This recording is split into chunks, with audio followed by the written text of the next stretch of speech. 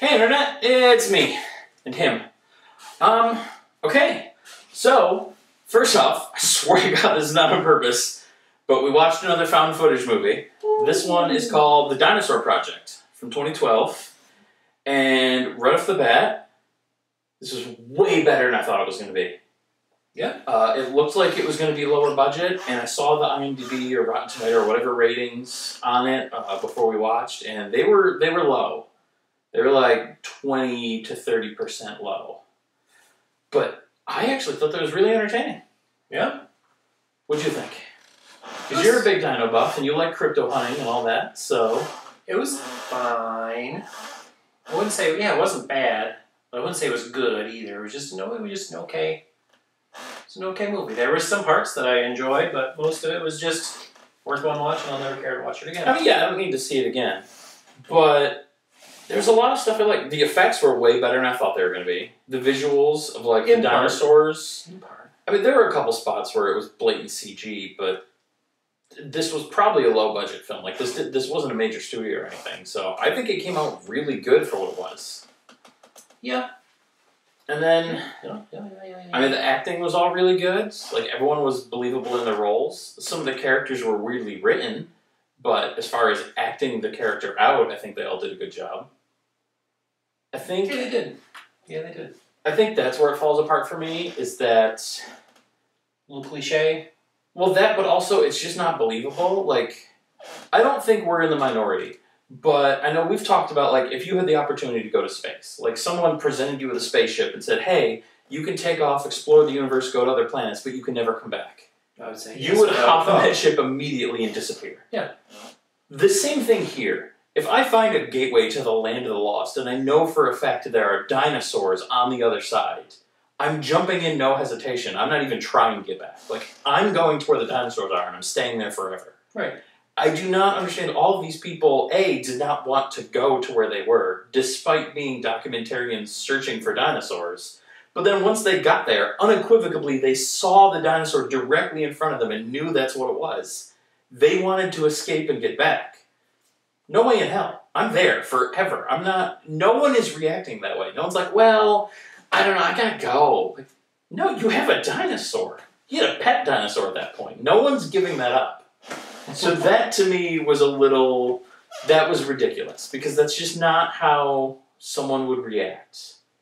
Like, you have the opportunity of a lifetime to see and experience something that no one else ever has and ever will again.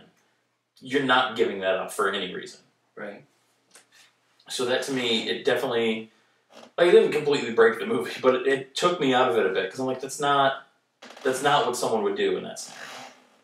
Like, you would not immediately want to go home. Even if you eventually decided to, it wouldn't be immediate. Immediate reaction is, I need to see these dinosaurs. So that was... I don't know who made that decision, but that was the wrong decision.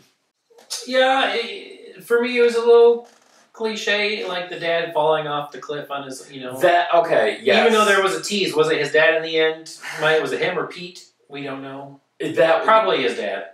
Yeah. But then how do you survive? Because you could see... I don't know. That was stupid. Yes, I forgot about that. Here's the hypocrisy of myself that I'm going to say. I want to touch on this dad point. This self-sacrificing, I hate that so much in movies. It's so fucking dumb. Like, in the Avengers, when, the two were arguing over who was going to do it, hey, that was really fucking stupid. But at least there, it makes sense. Like, you're trying to save all of existence, so you're going to do your thing. But here, like... You're a foot down from the ledge. Just climb back up. You don't have to throw yourself into the abyss. Just put the one hand up and you're good again. Right. Like, you're hanging off a cliff. You just saw dinosaurs. Your son's going to get murdered. Right. You have enough adrenaline. You could pull a car up that cliff. Also, use your feet too, dude. Yeah, like, just climb. So, no, I hated that. That was very, very stupid. I hated that scene. Sorry, you can continue now. I just really needed to express that. Well, there's that, and also you mentioned the don't feed the crypto out of his hand. Crypto is one of the baby dinosaurs. He fed the dinosaur candy out of his hand. First off, a dinosaur would never want candy. No. Second off, no dinosaur, or any animal for that, would eat out of your hand first time go. It would absolutely 110% bite your hand. Yes. I don't care if it's a herbivore or not. Yeah. So my big issue with this is because I'm a nerd, I wanted it to be more realistic in that sense, and the fact that like the baby crypto dinosaurs had rounded teeth, whereas if they're babies and they're carnivores, they would have the sharpest of the teeth. Yeah, they would have little like needle teeth. Right. So I'm like, I want realism here, people. But then I love Jurassic Park, and Jurassic Park dinosaurs technically aren't realistic either. That's the least realistic of all the dino movies. But they don't make the Jurassic Park dinosaurs don't come across as eat candy out of your hand. It's stupid. Except for the one that talked on the plane. That was a dream. That was a dream, but yeah, that was stupid. Yeah. So it's like there were some really beautiful shots. I love when they're in the helicopter and the pterosaurs are flying toward them, and the one comes and swoops up and immediately just goes right through the rotors of the helicopter. I'm like, yes, that's what would happen because a dinosaur doesn't know about the they don't understand helicopters. I'm like, that's what would happen. And I was like, that's going to be what this movie's all about. And then it wasn't. They didn't do all the cool, realistic things that would really happen. I feel like it wasn't far off, though. Like, the baby dinosaur thing, yeah, that was dumb. And like you said, I did comment while he was doing it, like, don't put your hand out. It's not going to bite the food. It's going to bite your hand. But, like, when it spit on him at the end to mark him with its scent so that the bigger dinosaurs wouldn't eat him, they'd eat the other guy, that seemed pretty realistic. No. And, like... Because the baby dinosaur would never want to be friends with the kid in the first place. If you assume the premise that he would befriend this thing... If you can make that dumbass leap, sure. Well, my bigger issue was that those baby dinosaurs could swim, which they wouldn't be able to do. Yeah. I mean, I can do some suspension of disbelief, like, we're already saying dinosaurs are real in here. So I'm okay saying that it adopted the kid. I love the plesiosaur scene with the water dinosaurs. So that was a really good looking one. The CGI was really good looking there. And then you get the spoiler alert of the other one. Yeah. And that looks good too. That was great. There was some beautiful cinematic shots of the overall... Oh my god, the set design. I mean, not set design. It's just they're out. I don't know if they were in a studio at all ever. It looked like they were out. I think maybe on the mountaintop, some of the distant mountains could have been painted or green screen backgrounds. But yeah, I do think, like, every time they were in the valleys and on the rivers, I think that was just amazing location scouting, and they just had the best location. Yeah, like the end of the Brachiosaur, or whatever it was, that they showed, like, a half a second of, like, that was obviously a built-in valley. But, like, they looked like they were on top of a literal cliff. Mm-hmm. So, yeah, good to them. Yeah, the water was, there's one shot when they come out of the hole and the camera's up against the waterfall dripping down, and it's just like, that's a beautiful shot. I could watch that for like an hour. I think, too, a lot of the, again, I've watched so many found footage movies this month. I don't know how this keeps happening, but I feel like it was used really well here. Like, not just the framing of why they have cameras being documentarians, although that did really work. Like, kudos to that. But, just, how do I want to say it? Like, the self-contained cinematography.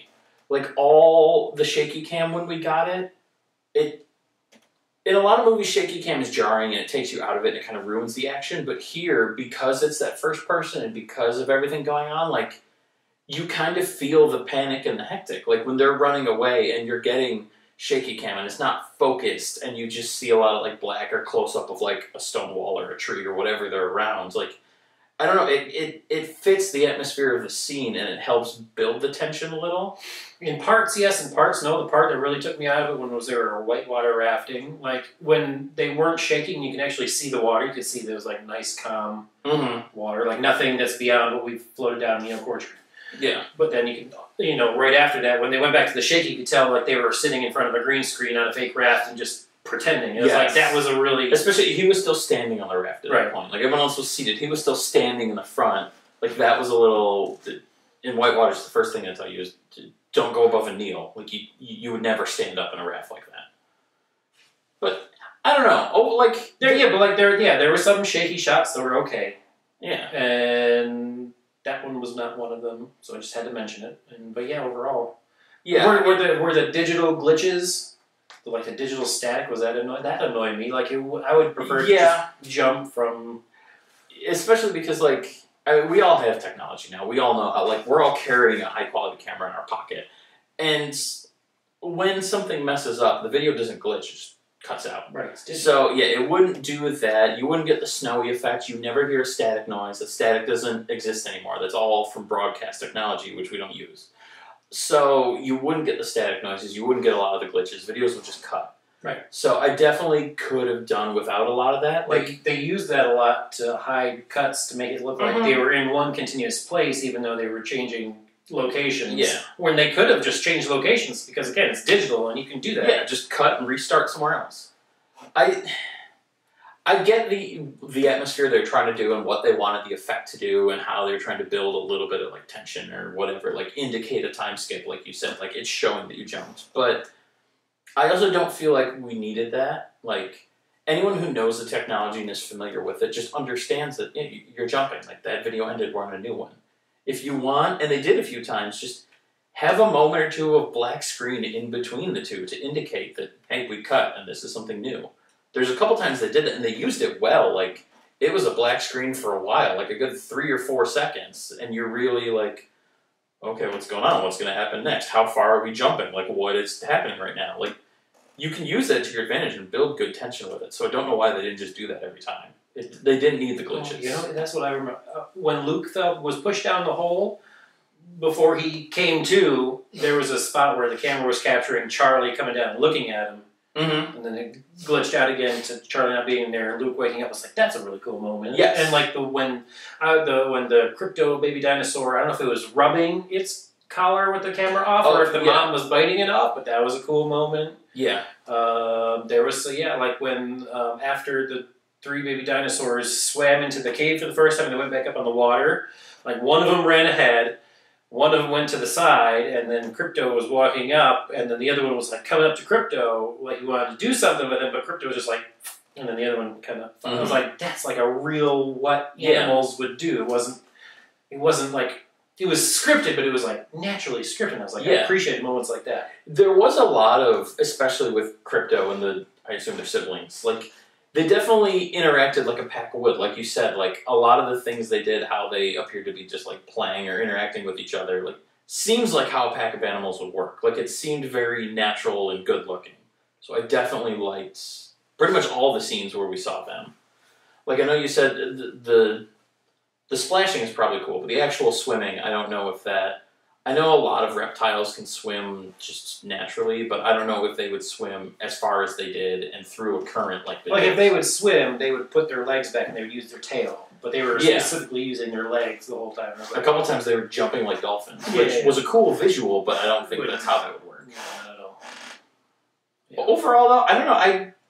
Like I said, I did enjoy it. Like, it was a good watch. I was pleasantly surprised by a lot of the visuals and the acting and just... Like we said before, we were talking about how there's not a lot of good Bigfoot movies or crypto movies in general. It's just, whenever there's a cryptid or something like that, it's usually very hokey, very low quality, low budget.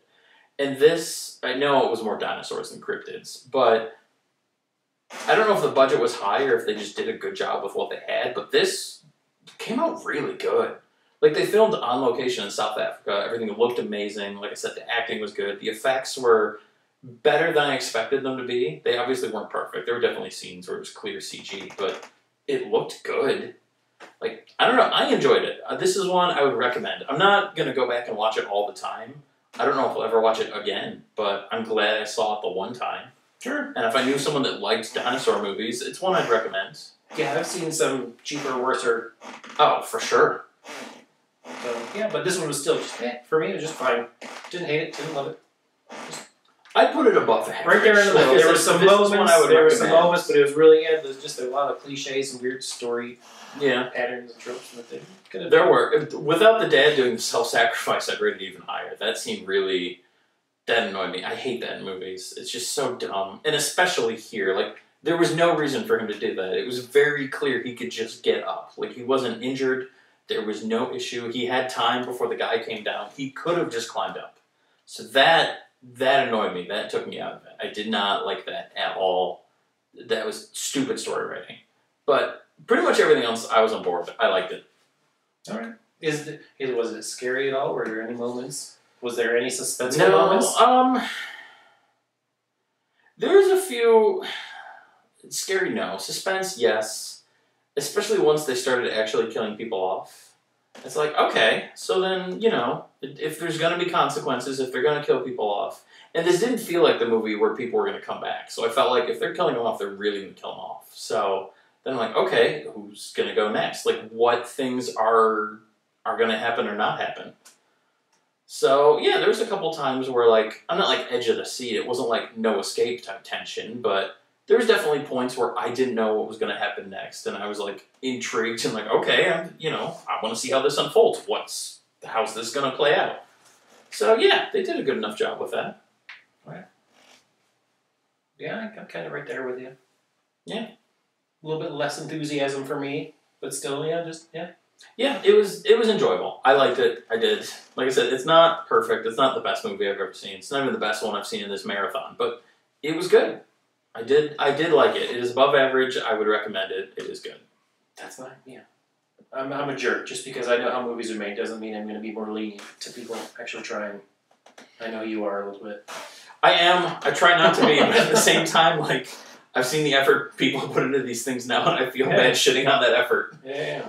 No, I don't care what people think if I'm in a movie. I just want to enjoy the time I had making a movie. Yeah. That's really what it is. Yeah.